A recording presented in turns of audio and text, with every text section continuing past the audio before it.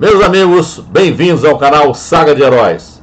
Nesta edição nós vamos dar continuidade à série Guerras e Revoluções no Brasil, focalizando dessa vez a Revolução Farroupilha, ou Guerra dos Farrapos, que ocorreu principalmente no Rio Grande do Sul e também um pouco lá em Santa Catarina, entre os anos de 1835 e 1845. É um assunto muito extenso, recheado de ocorrências, mas nós vamos procurar condensá-lo para ter um vídeo mais compacto, porque senão o vídeo ficaria muito longo ou precisaria de mais de um vídeo para cobrir todo o assunto, ok? Mas antes disso, eu solicito a vocês, mais uma vez, a sua ajuda ao canal com a sua inscrição, clicando naquele botãozinho que está ali no canto, ok? Depois acione o sininho para receber notificações dos próximos vídeos e não se esqueçam daquele like. Vamos lá então ver o vídeo.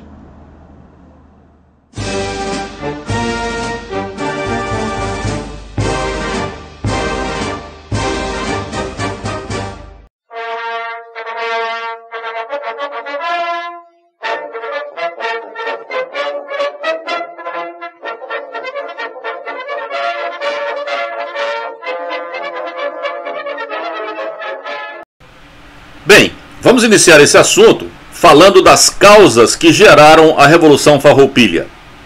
O Rio Grande do Sul era uma província que possuía uma grande quantidade de estancieiros e de charqueadores que criavam gado e produziam charque, que é uma espécie de carne seca. O charque era o principal produto da província e sua produção era voltada para o mercado nacional, notadamente para a região sudeste, onde era largamente utilizado na alimentação dos escravos, abastecia a atividade de mineração em Minas Gerais, as atividades de plantação de cana-de-açúcar e era muito consumido também na atividade de cafeicultura. Ocorre que havia uma grande insatisfação por parte dos charqueadores gaúchos pelo alto tributo que o governo impunha ao seu produto. E como agravante, o charque oriundo do Uruguai e da Argentina representavam uma concorrência desleal para os produtores gaúchos, pois entravam no país com impostos muito baixos, fazendo com que seus preços fossem bem menores. Podemos dizer que essa foi a principal das causas que geraram a eclosão da Revolução Farroupilha, pois era uma queixa dos produtores gaúchos que já vinha se arrastando há cerca de 30 anos, sem que o governo imperial tomasse alguma providência, o que tornava a situação insustentável. Havia também uma insatisfação, dessa vez por parte dos pecuaristas gaúchos, com a taxação sobre a circulação de gado na fronteira entre o Rio Grande do Sul e o Uruguai. Os criadores gaúchos também se ressentiam da negativa do governo em ajudá-los com as perdas sofridas após um surto de carrapatos do gado em 1834. E havia também uma grande insatisfação dos gaúchos com a criação da Guarda Nacional, criada em 1832, e também com a presença de tropas imperiais na província, que lá permaneciam desde o término da Guerra Cisplatina em 1828. Acrescente-se ainda uma insatisfação generalizada entre os gaúchos com a centralização do poder, a falta de autonomia das províncias, e já circulavam na região ideias republicanas e liberais.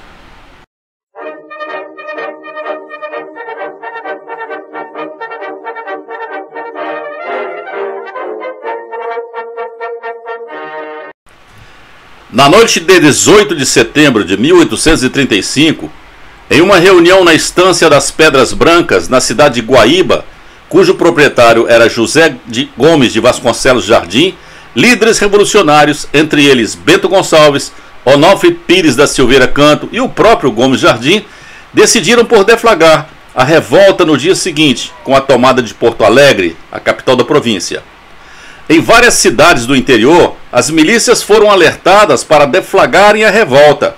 Bento Gonçalves comandava uma tropa reunida em Pedras Brancas, hoje cidade de Guaíba.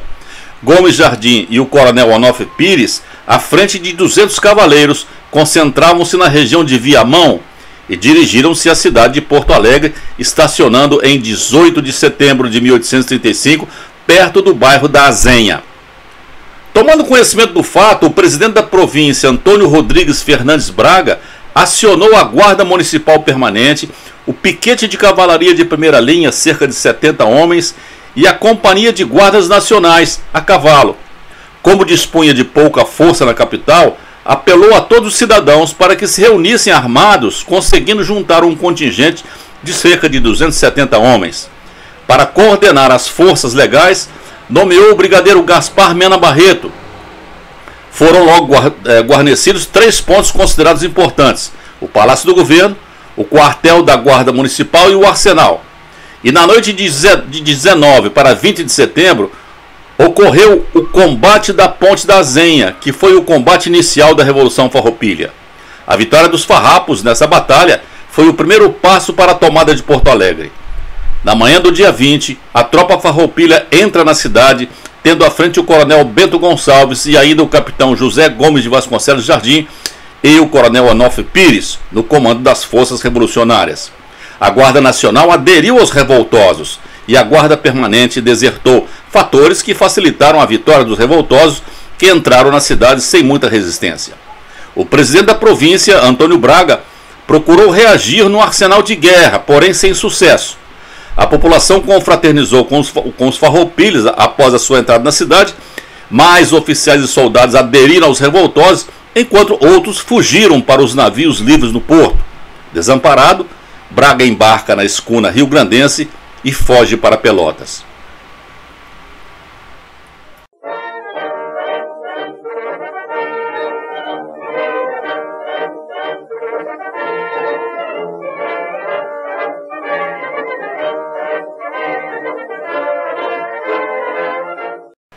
Inicialmente, vamos fazer um comentário sobre a controvérsia a respeito dos termos farrapo ou farroupilha. Muitos pesquisadores defendem que esses nomes não provêm do fato dos revoltosos usarem roupas esfarrapadas. Essa denominação seria mesmo anterior à Revolução Farroupilha, e há algumas versões para explicá-las. De uma forma geral, esses termos são ligados a grupos liberais de ideias exaltadas. Civis arregimentados e contrários ao governo imperial compunham a maior parte da força farroupilha. Havia também escravos com promessa de libertação pelos estancieiros e até indígenas. Havia também na época uma designação para os conservadores que se opunham à ideologia farroupilha. Eram os caramurus. Pois bem, voltando à sequência da história, após entrar vitoriosamente em Porto Alegre, Bento Gonçalves redige um manifesto e envia ao Poder Central, na época exercido por Diogo Antônio Feijó, o regente Feijó, que ocupava a função de regente do Império do Brasil. A exigência feita era o afastamento do presidente da província, Antônio Braga.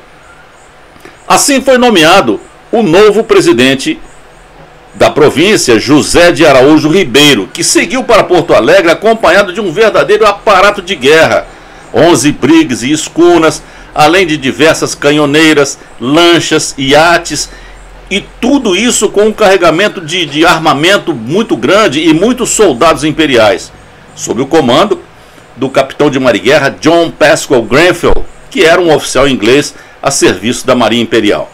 Entretanto, Araújo Ribeiro não foi empossado, pois a Assembleia Provincial não confiava nele e não lhe deu posse.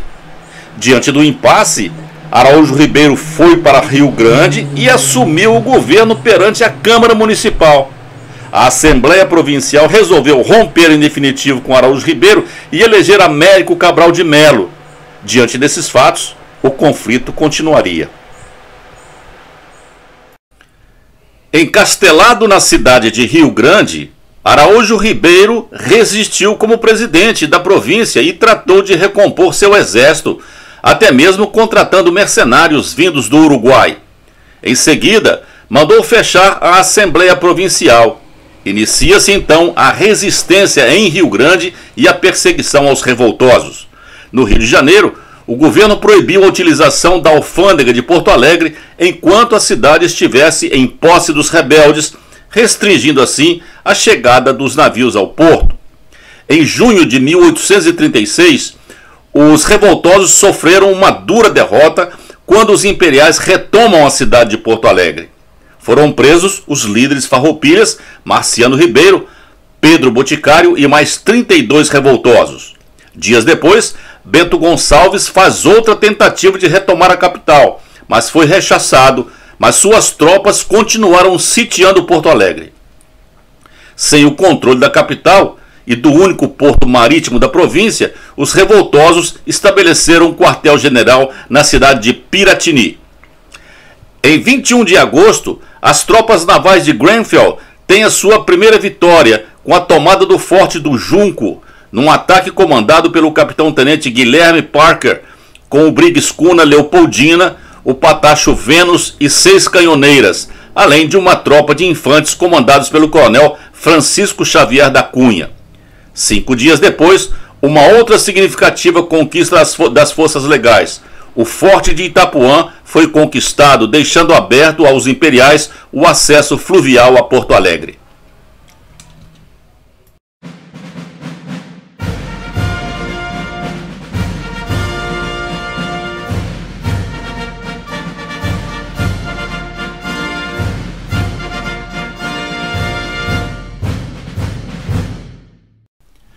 No início de setembro de 1836, o coronel Antônio de Souza Neto, outro importante líder da Revolução, com uma brigada de 400 homens, atravessou o arroio Ceival e encontrou sobre uma coxilha uma tropa legalista de 560 homens, comandadas por João da Silva Tavares.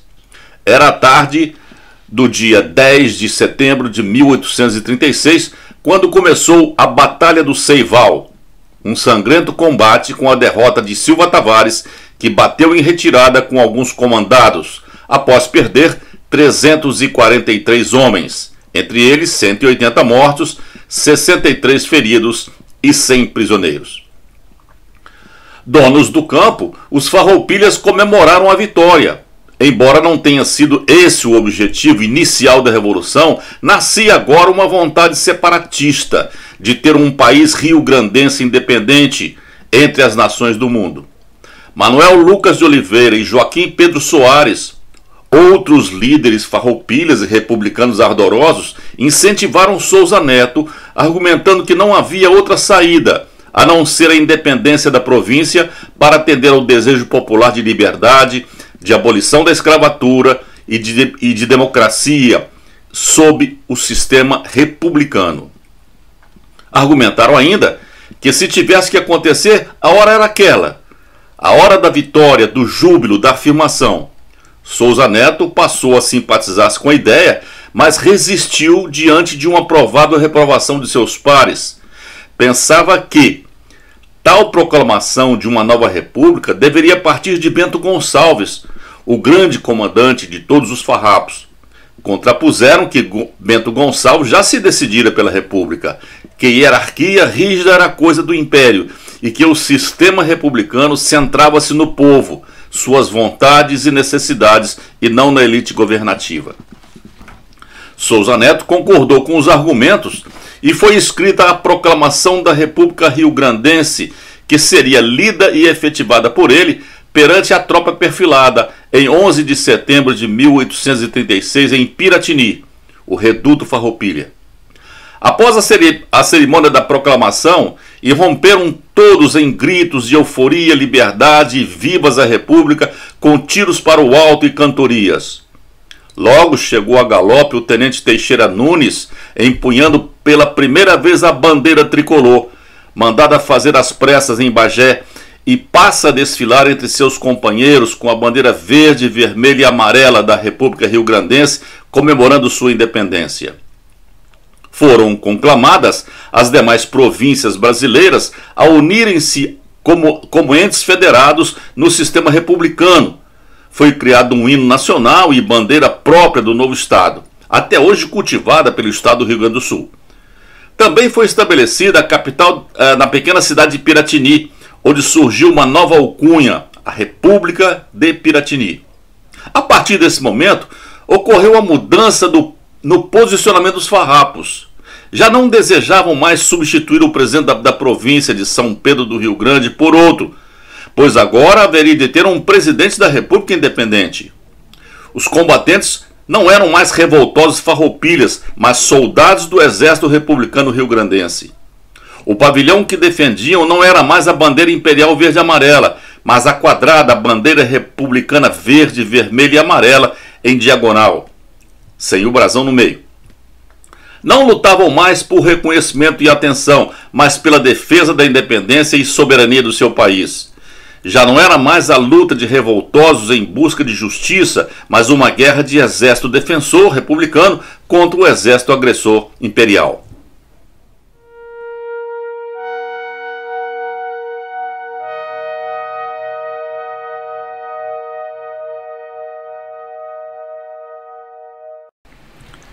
A recém-criada República Rio-Grandense teve pouco apoio nas áreas rurais colonizadas pelos alemães recém-imigrados.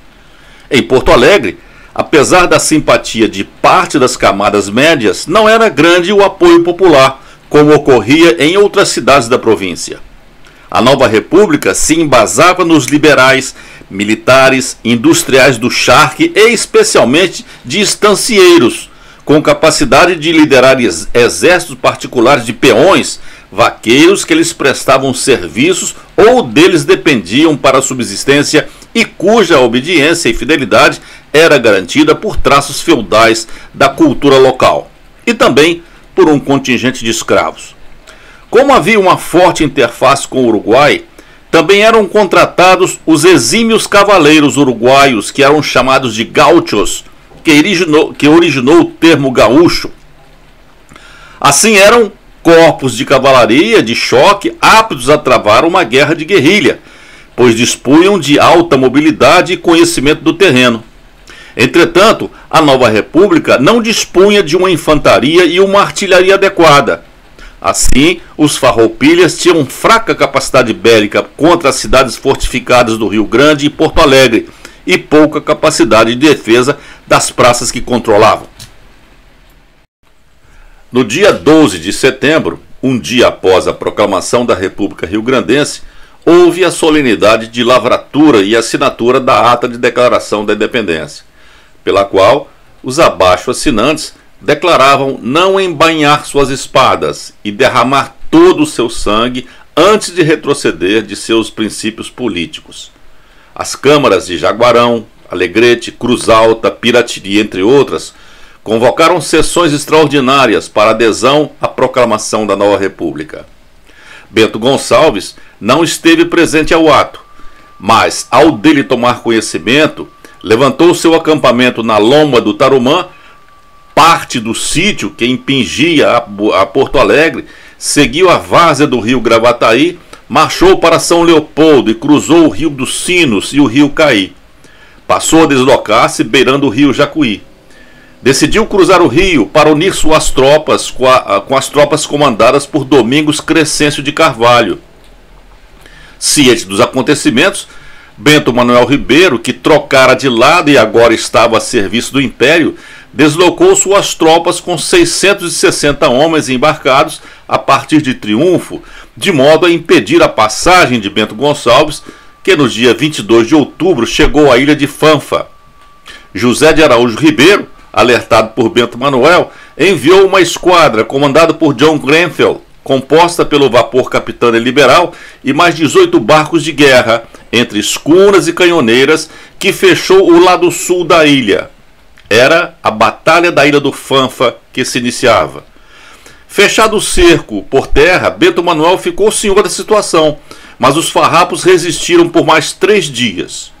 A fim de evitar mais derramamento de sangue, Bento Manuel levantou a bandeira de parlamento e Bento Gonçalves aceitou negociar, mas já havia enviado um mensageiro solicitando socorro a Antônio de Souza Neto e também a Davi Canabarro, que era outro importante comandante farroupilha.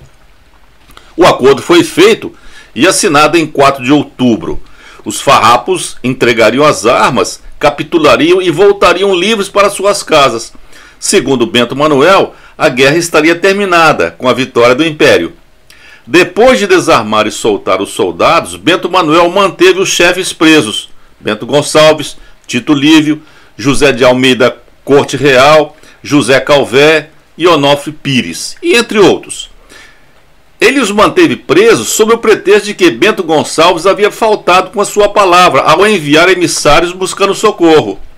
A maior parte dos líderes do movimento foi presa em um navio de presídio, que era chamado de presiganga, e depois enviada à corte, e por fim foram encarcerados na prisão de Santa Cruz e no Forte da Laje, no Rio de Janeiro.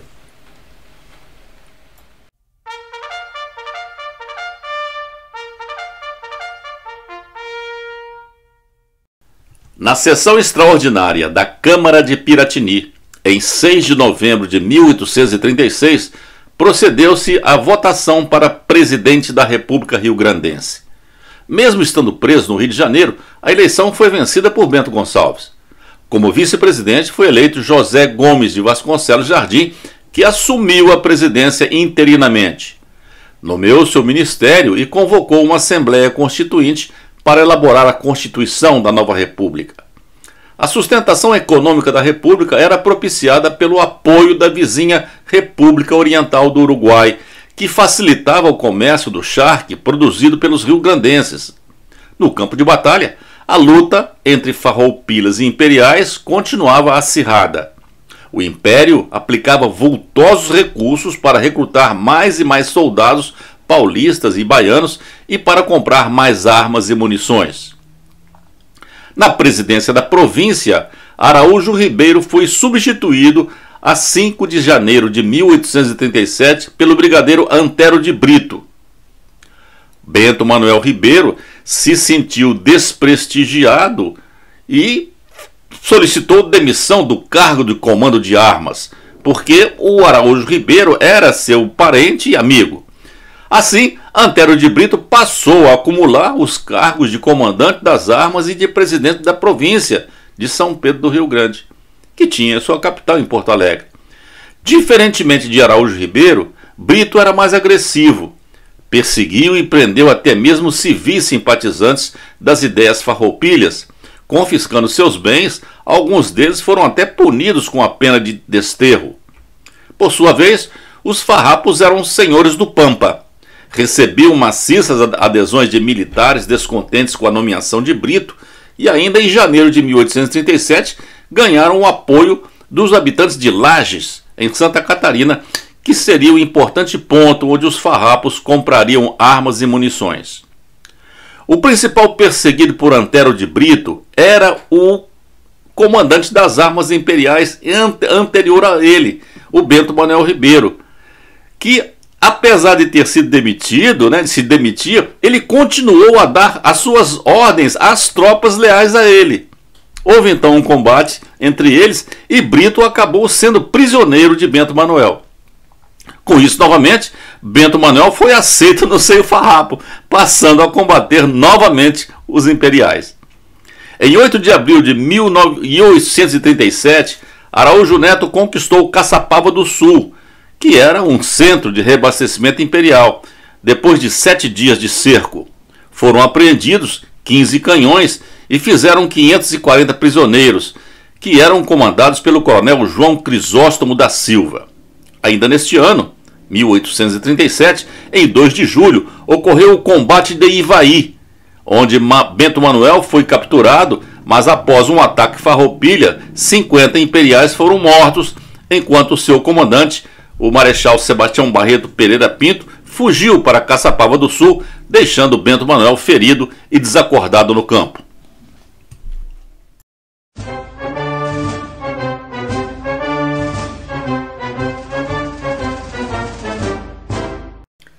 Em 15 de março de 1837, Bento Gonçalves tentou escapar da prisão no Rio de Janeiro junto com outros companheiros.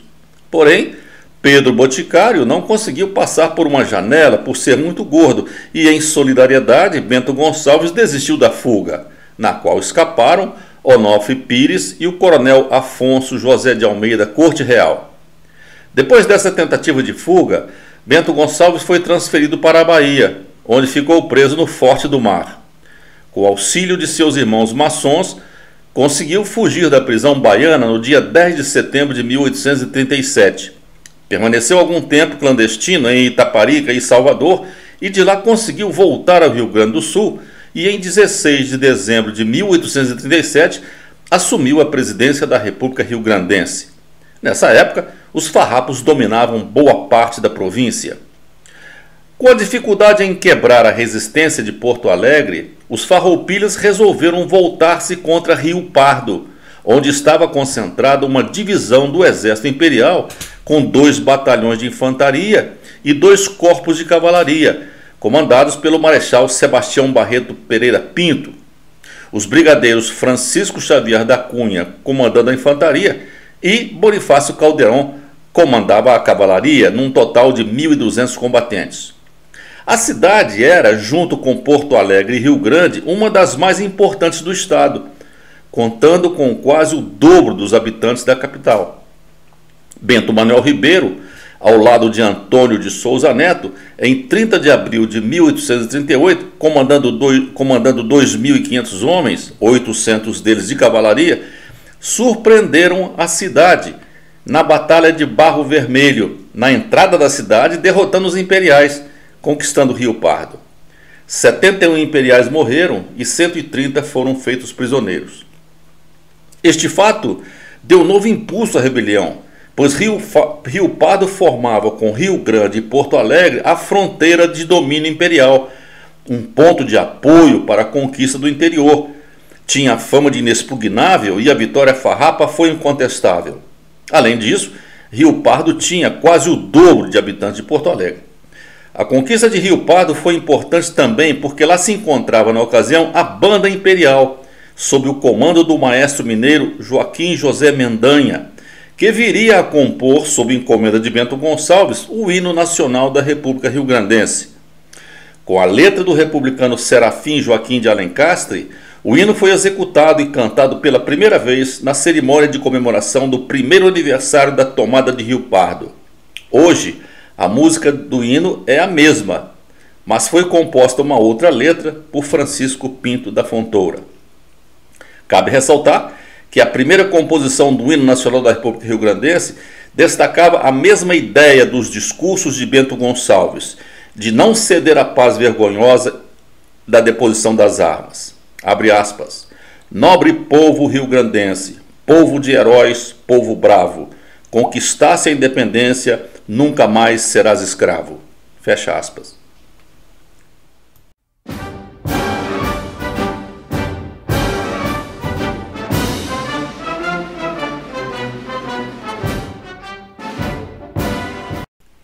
Coube a Giuseppe Garibaldi o protagonismo do episódio mais espetacular e inusitado da Guerra Farroupilha.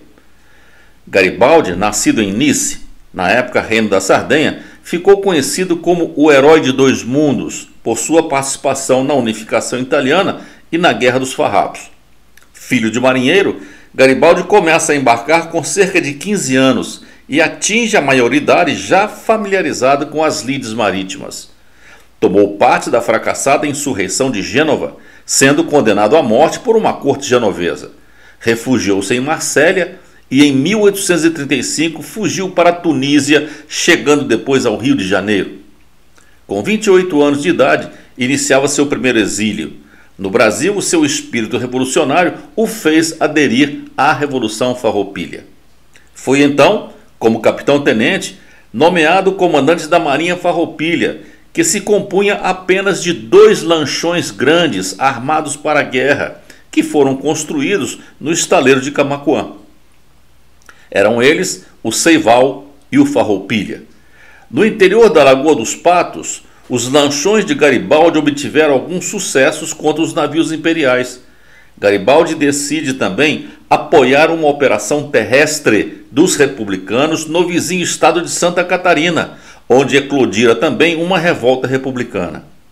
Por terra, já seguira para Santa Catarina uma força sob o comando do general Davi Canabarro, com o objetivo de conquistar a cidade de Laguna.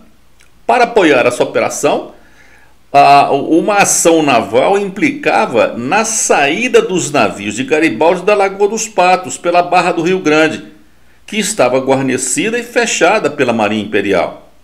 Garibaldi decide então tentar o que parecia impossível: levar por terra para a costa de Santa Catarina os seus 2 lanchões para essa operação. Algo assim inimaginável.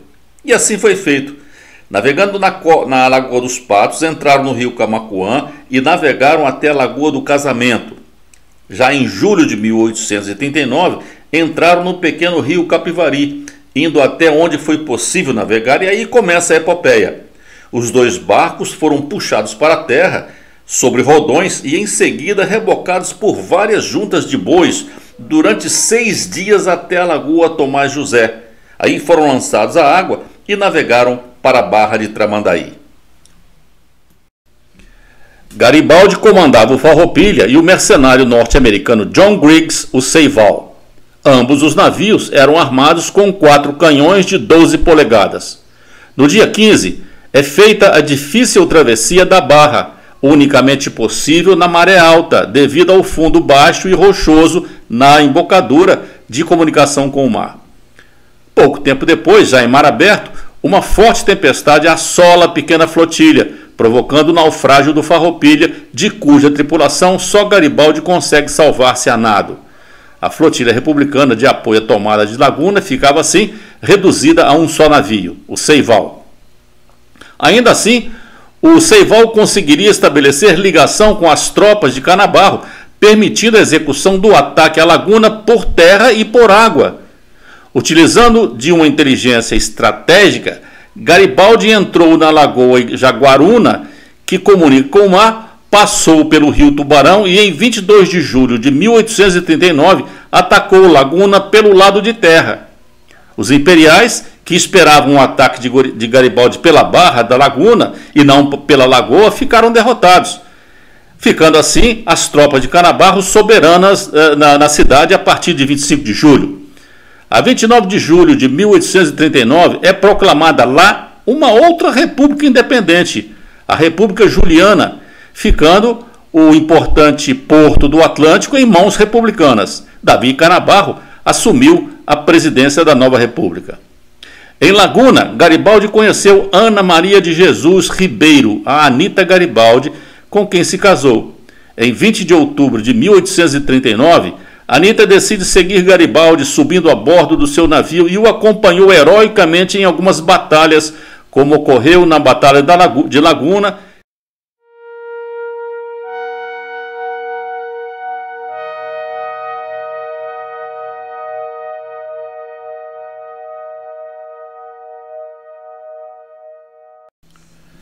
Até 1840 houve um período de ascensão farroupilha, com várias vitórias militares.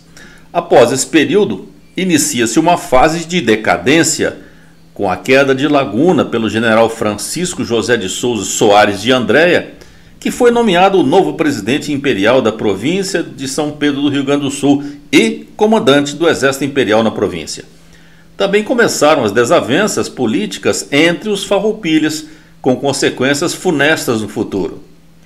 No início de 1840, os farroupilhas controlavam boa parte do interior, mas continuavam sem saída para o mar. Além disso, enquanto suas tropas concentravam no cerco a Porto Alegre, Caçapava do Sul foi invadida pelos imperiais.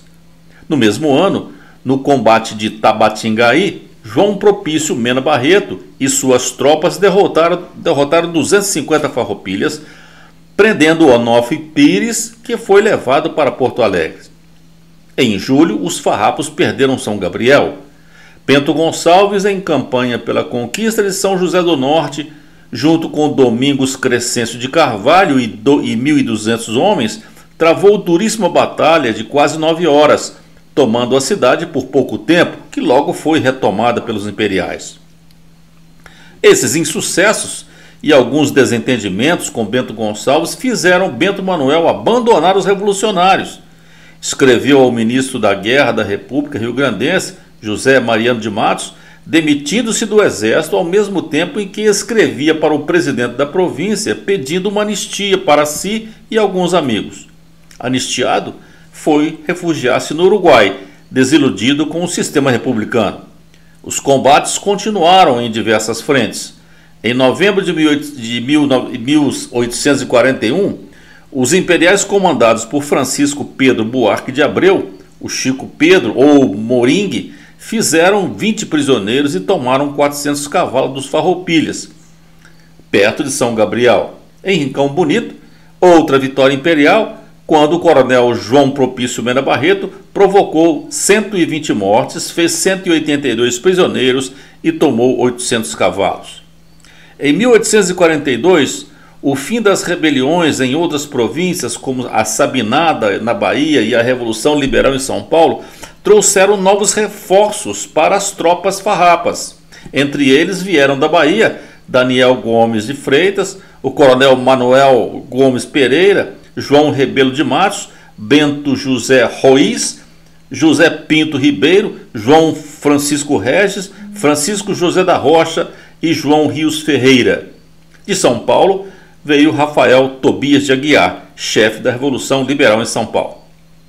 Por outro lado, o fim dessas rebeliões também liberou tropas do Exército Brasileiro para concentrarem esforços contra os farroupilhas. É importante ressaltar que a República Rio-Grandense não ficou isenta das disputas do poder. Em dezembro de 1842, quando se instalou a Assembleia Constituinte Farroupilha, as divergências se manifestaram entre os partidários de Bento Gonçalves e os de Antônio Vicente da Fontoura, que eram a minoria. Em 4 de agosto de 1843, Bento Gonçalves renunciou à presidência da República Rio-Grandense por conta de uma campanha de intrigas, assumindo seu vice, Gomes Jardim. Lançou ao mesmo tempo um manifesto dizendo-se acometido de uma enfermidade pulmonar que talvez já o estivesse incomodando e incitou os farroupilhas a se unir em torno do novo presidente. Passou em seguida a comandar uma divisão do Exército Rio-Grandense. Os opositores, entre eles o deputado Antônio Vicente da Fontoura, induziram Onofre Pires a destratar Bento Gonçalves, acusando-o do assassinato do seu irmão Antônio Paulo da Fontoura, um líder farroupilha desafeto de Bento, morto em Alegrete. Onofre foi por isso desafiado por Bento para um duelo realizado em 27 de fevereiro de 1844. Durante o duelo, Onofre foi ferido no braço direito e, apesar de socorrido por Bento, faleceu dias depois por complicações advindas do ferimento.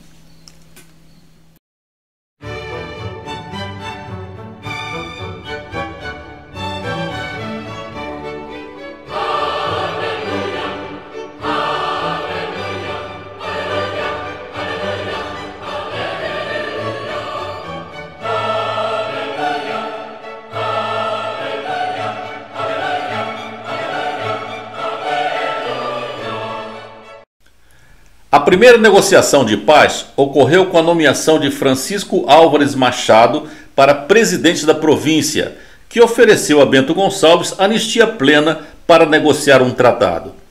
Bento respondeu em carta a 7 de dezembro de 1840, fazendo algumas exigências que não foram aceitas por Álvares Machado. Em fins de 1842, o governo encarrega Luiz Alves de Lima e Silva, o então Barão de Caxias, para pôr um fim na Revolução Farroupilha. Para tal, ele foi nomeado presidente da província e comandante supremo imperial. Caxias reorganizou o exército e chamou Bento Manuel Ribeiro, que tinha se recolhido ao Uruguai, para o seu estado-maior. Caxias empregava toda a sua força de 12 mil homens, conhecimento, inteligência e experiência para minar a relativa supremacia farrapa no interior, que contava com apenas 3.500 homens.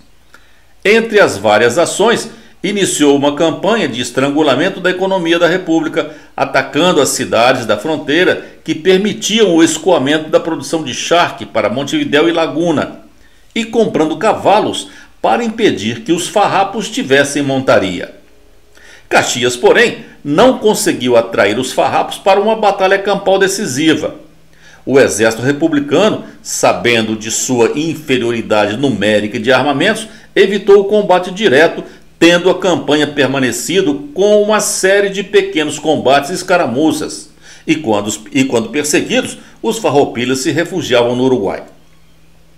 No final de 1844, registraram-se os últimos e esparsos confrontos entre imperiais e farroupilhas, até que a paz definitiva fosse selada em 1º de março de 1845 pelo Tratado de Poncho Verde, após quase 10 anos de guerra que teriam causado cerca de 48 mil mortes. Poncho Verde é uma região assim chamada pelas suas verdes campinas, ótimas para o pastoreio do gado. Hoje o lugar tem como sede o município de Dom Pedrito. Na celebração do tratado, a atuação de Luiz Alves de Lima e Silva foi tão nobre e correta para com os oponentes que a província novamente unificada o indicou para senador. O Império reconhecido outorgou ao general o título nobiliárquico de Conde de Caxias. Entre as principais cláusulas do tratado estavam a anistia plena aos revoltosos, a libertação dos escravos que combateram no exército piratinense e a escolha de um novo presidente provincial pelos farroupilhas. Assinada a paz em Poncho Verde, Davi Canabarro redigiu uma proclamação que anunciava o final da guerra, que foi a seguinte, abre aspas, concidadãos, competentemente autorizado pelo magistrado civil a quem obedecíamos e na qualidade de comandante em chefe, concordando com a unânime vontade de todos os oficiais da força do meu comando, vos declaro que a guerra civil que há mais de 9 anos devasta esse belo país está acabada. Concidadãos, ao desprender-me do grau que me havia confiado o poder que dirigia a revolução, cumpre-me assegurar-vos que podeis volver tranquilos ao seio de vossas famílias. Vossa segurança individual e vossa propriedade estão garantidas pela palavra sagrada do monarca e o apreço de vossas virtudes confiada ao seu magnânimo coração. União, fraternidade, respeito às leis e eterna gratidão ao ínclito presidente da província, o ilustríssimo e excelentíssimo Barão de Caxias, pelos afanosos esforços da pacificação da província. Caxias entrou para a história do Brasil como o pacificador, pela maneira que conduzia as ações após as suas vitórias militares, principalmente pelo respeito aos derrotados. É o patrono do Exército Brasileiro. Meus amigos, e assim chegamos ao final de mais um vídeo aqui no canal Saga de Heróis. Aqueles que ainda não se inscreveram, eu volto a solicitar a vocês a sua ajuda ao canal com a sua inscrição, clicando naquele botãozinho que ali está, ok? E continuem também a prestigiar o canal, clicando aqui nesses links que aqui estão ou vão aparecer, para que vocês continuem assistindo aos vídeos do canal. E depois eu os convido também para visitarem o conteúdo do canal, para que vocês possam conhecer todos os vídeos que já foram publicados aqui até o presente momento. O link para o conteúdo do canal está lá na descrição do vídeo.